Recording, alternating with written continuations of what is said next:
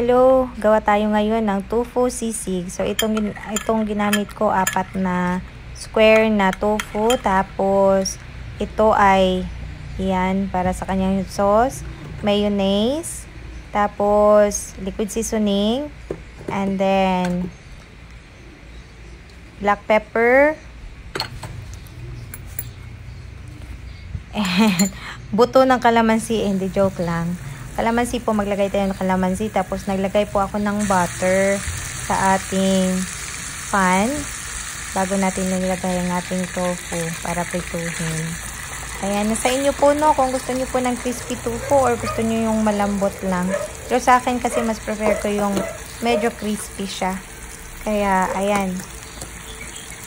Ganyan lang ang pagluto ng aking tofu.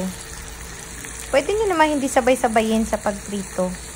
Ayan, kung gusto nyo lang, sa akin kasi tinatamad na ako tinatamad na akong hatiin siya. Ayan. Pag medyo brown na yung kulay niya, pwede na siyang haluin. Nilagyan ko siya ng butter para magkaroon siya ng medyo lasa. Kasi 'di ba matabang yung tofu. Kaya pag ganyan na yung kulay, pwede na siya. Pwede niyo na kunin siya. Depende sa inyo.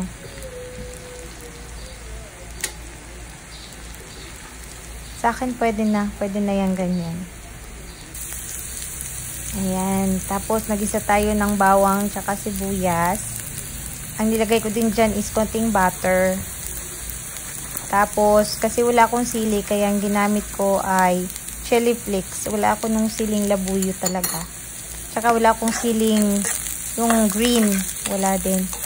Kaya yan na lang yung ginamit ko. Nasa sa inyo na po kung anong gusto niyo pong gamitin. Pwede din naman kahit ano. Wag lang pong i-overcook po yung sauce natin. Yung mayo po na ginawa natin kanina. Ito na po yun. Hindi ko lang po nakita hindi ko lang po naipakita sa inyo yung paglagay. Tapos, ayan, lagay na ang pinritong tofu.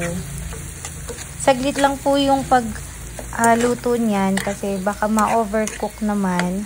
Lalambot po yung tofu. Tsaka maglalangis na po masyado kasi may mayonnaise.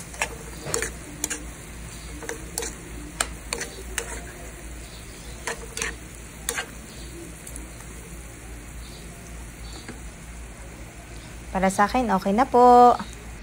Pwede na po tayong kumain. Ito na ang resulta. Yummy! Thank you for watching.